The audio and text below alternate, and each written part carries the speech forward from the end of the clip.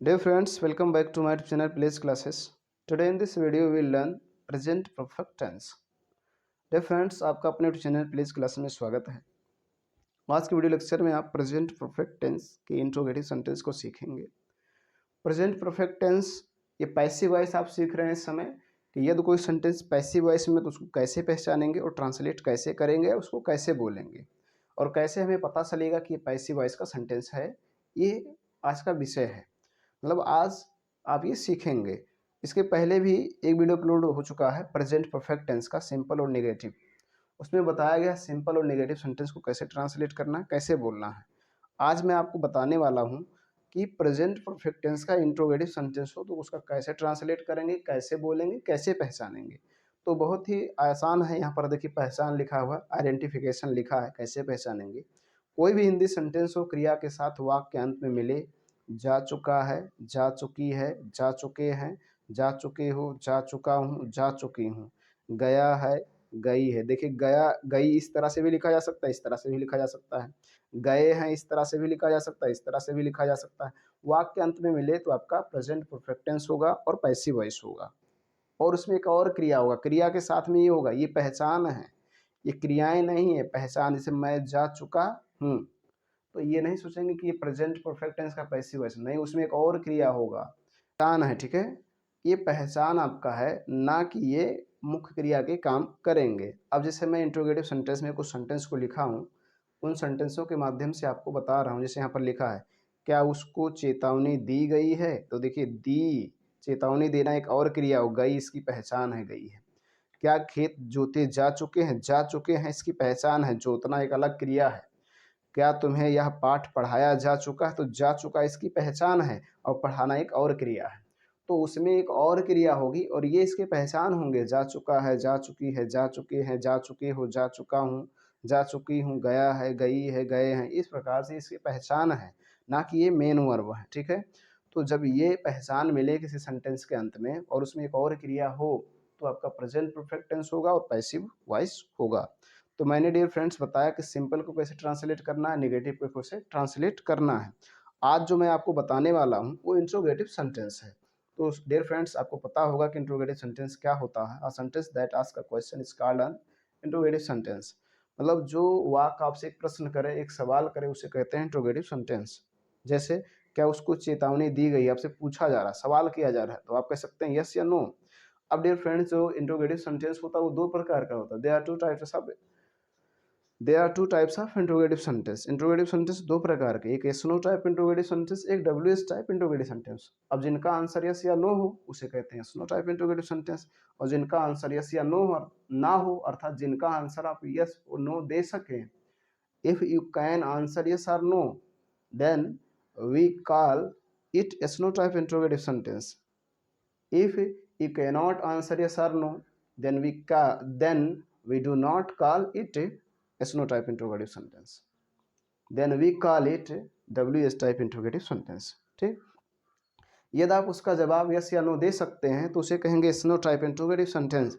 लेकिन यदि आप उसका जवाब यस या नो नहीं दे सकते हैं तो उसे कहेंगे डब्ल्यू एस टाइप इंट्रोगेटिव सेंटेंस। जैसे मैंने यहाँ पर लिखा हुआ है, क्या उसको चेतावनी दी गई है? तो आप कह सकते हैं यस या नो।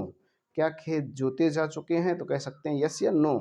क्या तुम्हें यह पाठ पढ़ाया जा चुका है? तो आप कह सकते हैं यस या नो। अर्थात इन सेंटेंसों का जवाब आप यस या नो दे सकते हैं, इसीलिए yes no type interrogative sentence हैं। लेकिन देखेंगे डियर फ्रेंड्स, मैंने और भी सेंटेंस लिखा है यहाँ पर नीचे, क्या इनके जवाब भी आप यस या नो दे सकेंगे?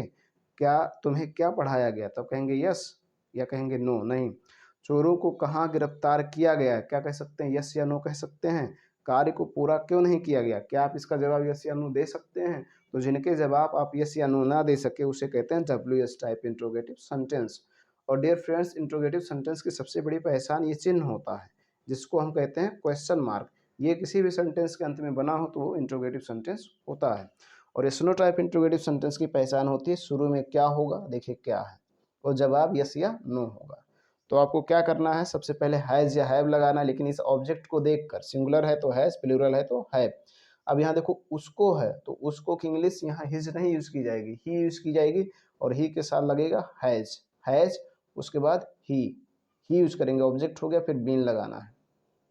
फिर V3 लगाना, चेतावनी देना का इंग्लिश होता है वार्न, END लगा देंगे थर्ड फॉर्म वार्न, उसके बाद क्वेश्चन मार्क। और कोई है नहीं, हैज ही बीन वार्न। ठीक, क्या खेत जोते जा चुके हैं, तो सबसे पहले हैज या हैव, तो देखेंगे खेत सिंगुलर है तो has, the field, has the field, उसके बाद बीन, उसके बाद जोतना का इंग्लिश होता है प्लाउ, थर्ड फॉर्म लगाएंगे ED लग जाएगा प्लाउड, फिर question mark, has the field been ploughed.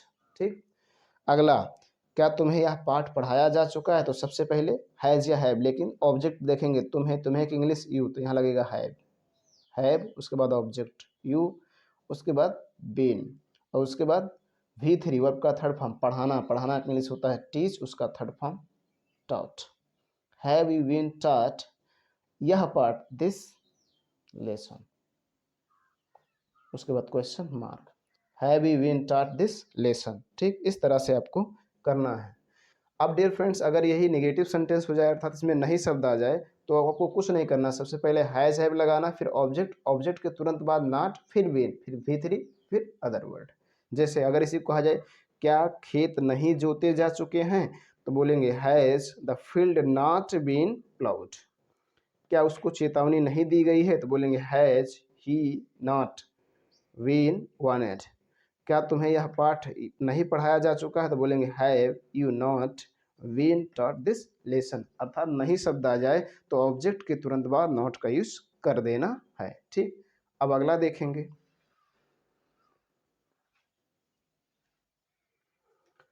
Day friends, अगला है WS टाइप इंट्रोगेटिव सेंटेंस। जैसे कि मैंने आपको अभी बताया कि जिसका जवाब यस या नो दिया जा सके उसे कहेंगे यस नो टाइप, और जिसका जवाब यस या नो ना दिया जा सके उसे कहेंगे WS टाइप। तो क्या आप इसके जवाब यस या नो दे सकते हैं, तुम्हें क्या पढ़ाया गया, नहीं दे सकते हैं, तो इसे कहेंगे WS टाइप। अब WS टाइप को क्या करते हैं, सबसे पहले लिखते हैं क्वेश्चन वर्ड। अब क्वेश्चन वर्ड क्या होता है, कहाँ, कब, कितना, कितनी, कितने, कौन सा, कौन से, किस, किसका, किसकी, किसके, क्यों, ये सब आपके क्वेश्चन वर्ड हैं, और इन्हीं की अंग्रेजी सबसे पहले। उसके बाद हैज है, ऑब्जेक्ट को देखकर, सिंगुलर है तो हैज, प्लूरल है तो है, ऑब्जेक्ट लिखेंगे, फिर बीन लगाएंगे, फिर V3 जो बच जाए उसको लिख देंगे, फिर क्वेश्चन मार्क लगा देंगे। अब देखिए तुम्हें क्या पढ़ाया गया, तो सबसे पहले क्या की अंग्रेजी, क्या की अंग्रेजी वाट, उसके बाद हैज हैव लगाना है, तो तुम्हें, तुम्हें की इंग्लिश यू और यू के साथ लगता है हैव, उसके बाद यू, उसके बाद बीन, उसके बाद V3, पढ़ाना का इंग्लिश होता है टीच, उसका थर्ड फॉर्म टॉट, और उसके बाद question mark, what have you been taught. ठीक, चोरों को कहाँ गिरफ्तार किया गया है, तो सबसे पहले कहाँ की अंग्रेजी वेयर। ठीक, उसके बाद हैज या हैव, देखिए चोरों है, चोर नहीं चोरों, अर्थात प्लूरल है तो हैव लगाएंगे। उसके बाद the thieves, where have the thieves, उसके बाद बीन, उसके बाद गिरफ्तार करना का इंग्लिश होता है अरेस्ट, उसका थर्ड फॉर्म लगाएंगे अरेस्टेड, फिर question mark, where have the thieves been arrested. ठीक, इस तरह से आपको करना है।